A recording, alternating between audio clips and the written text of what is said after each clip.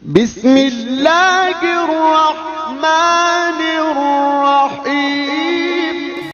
زموږ د نن ورځې درس په رابطه د پروژې ده. څه رقم وکولی شو یوه پروژه په پرایمویرا کې جوړه کړو. په عمومي توګه پرایمویرا کې 4 قسمه پروژې موږ کولی شو جوړې کړو. اول نوع پروژې ته چې جوړیږي هغو ته دستي پروژې یا لاسي پروژې ویل کیږي چې د لاس په ذریعه باندې هغه موږ ترتیبوو جوړوو.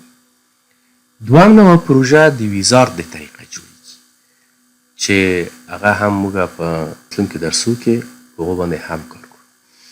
او دریم نوع پروژه هغه پروژې دي چې هغه موږ کولی شو د MS پروجیکټ نه را انتقال کړو پرایمویرا ته.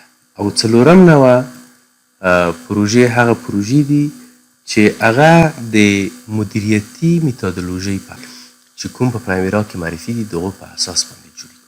یعنې هغه پروژې چې په پرایمویرا کې موجودې دي هماغه پروژې موږ راخلو ایډیټ کوو مطابق د خپلې پروژې د ضرورت په اساس باندې جوړوو. اوس غواړو چې موږ یوه لاسي پروژه جوړه کړو. په مخکې درسو کې به مو په یاد وي چې موږ دلته UPS-ونه جوړ کړل او بیا مو ارګنایزیشن بریک ډاون سټرکچرونه جوړ کړل. EPS مو ولې جوړ کړ؟ EPS یا انټرپرایز پروجیکټ سټرکچر مو ویلې چې دا یو سازمان دی او اوس په هر سازمان پورې مربوطه پروژې هلته معرفي کوو.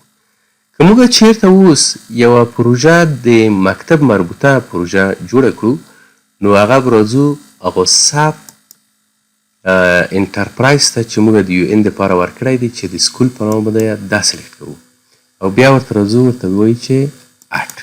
کله مو چې اډ ورته وویل دلته موږ ته ویل سلیکټ انټرپرایز کې دلته خپله ویل دي چې سکول دی. اوس په دغه ځای کې موږ دو ته خاتمه ورکوو.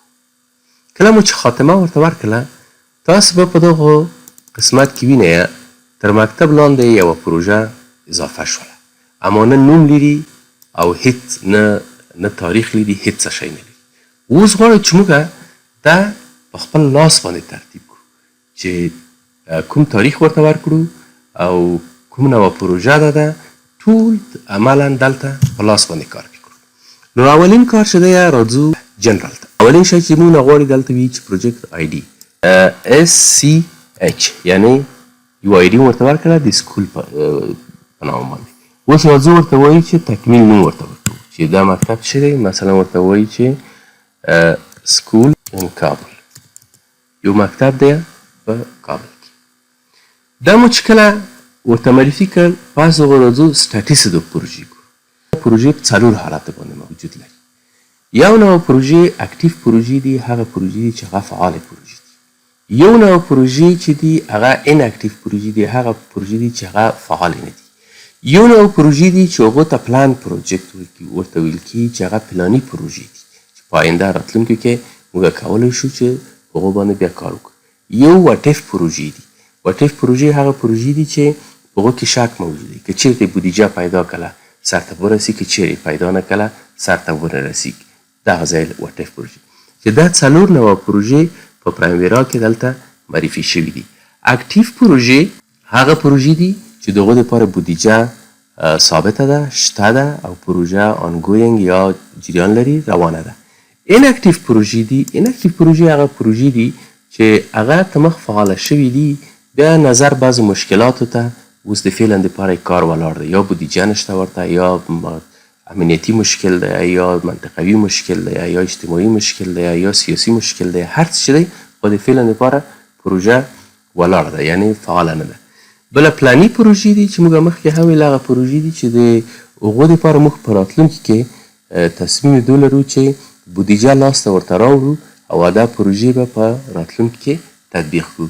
او بل وټف پروژې دي هغه پروژې وي چې موږ مخکې هم ویلې چې دا پروژې دي چې آیا موږ ته بودیجه لاسته راځي که نه راځي که راشي جوړه به شي که را نه شي دا پروژه به هم جوړه نه شي.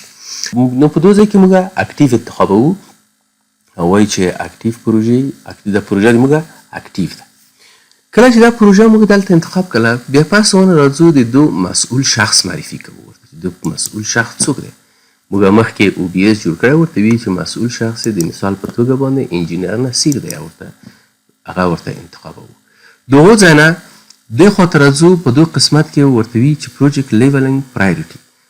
هره پروژه ځان ته اولویتونه لري. مثلا که موږ 10 مکاتب ولرو په 10 مکاتبو کې په 10 ولایت د افغانستان کې وي هغه پروژې د موږ دپاره ډېر اولویت لري چې هلته مکتب موجود نه وي. نو موږ غواړو چې اول مکتب په هغه ځای کې جوړ کړو چې هلته هېڅ مکتب نشته. دغه اولویتونه د دو ځای نه موږ کولی شو معرفي کړو چې د پروجیکټ لیولینګ پرایورټي نه موږ اولویتونه معرفي کولی شو چې کولی شو اولویتونه یې پورته بوځو یا یې کته راولو. یعنې څومره چې کته رسي اولویت په حقیقت کې پورته ځي. د هغه ځای نه راځو د چک آوټ سټیټوس دی. چک آوټ سټیټوس څه کار کوي؟ اوس تاسو وګورئ موږ دلته دوه حالته لرو. یو چکډ ان لرو یو چکډ آوټ لرو. چکډ ان په هغه صورت کې فعاله ساتو کله چې موږ په یوه ارګان کې کار کوو او په مغه ارګان دغه پروژه تطبیق کوي او دغه سکیجول یا کاري پلان هم دغه ارګان جوړ کړی وي او موږ کولی شو چې په صورت کې چکډ ان ونیسو. کله مو چې چکډ ان ونیو موږ د په ټول سکیجول باندې کاملا صلاحیت لرو چې یا یې ډیوریشن کم کړو یا یې بجټ زیات کړو یا یې بجټ کم کړو یا یې ډیوریشن کم کړو یا یې زیات کړو یا منابع کمی کړو زیاتې کړو. دا موږ په خپل لاس په خپل اختیار باندې دی. خو کله که دا چکډ آوټ شي چکډ آوټ یې موږ ونیسو کله چې چکډ آوټ ونیول په دو حالت کې پروژه موږ خپله نه تطبیق کوو. پروژه کولی شي چې یو بل کانټراکټور یې تطبیق کړي. سکیجول موږ ورته جوړو پلان د کاري موږ ورته ورکوو. کله مو چې پلان د کاري ورته ورکړ او دلته مې انتخاب کړل چکډ آوټ بیا نو هغه شخص چې کوم سکیجول موږ ورلیږو هغه د سکیجول په ډیټا کې هیڅ لاس نشي ویلی. نه دغه ډیټا کمولی شي نه زیاتولی شي نه کاست کمولی شي نه کاست پورته کولی شي. فقط یو ظاهري شکل سکیجول د هغې په لاس باندې وي. کله مو چې د چک آوټ انتخاب کړو نو داسې یو مسج راځي راته وایي چې تاسو غواړئ چې د چک ان نه یې چکډ آوټ ته کړئ که ورته وي چې یاس اوس هم یاس دلته چکډ آوټ هم ورته ویل چې او یاس. اوس نو په دې ډیټا نه هیڅوک بل څوک استفاده نشي کړلی او که تاسو دلته د پروژې ته هم راشئ په دغه پروژه باندې په دغه قسمت کې ورته ګورئ یو سواتسایي هم راغلی دی. دا په دې معنا باندې چې څوک نشي کولی چې د دو ډیټا ته تغییر ورکړي او دلته هغه څوک چې په چکډ آوټ کړي هغه نوم به هم دلته لیکل کېږي چې دا چا جوړ کړی دی او چا چکډ آوټ کړی او تاریخ به هم دلته ورسره لیکل کېږي چې په کوم تاریخ باندې دا چکډ آوټ کړی دی. او دغه نه وړاندې پروجیکټ ویب سایټ دی دلته که فرضاً د ویب سایټ سره تاسې لینک ویه کولی شي چې هغه خپل لینک هم هلته ورکړی.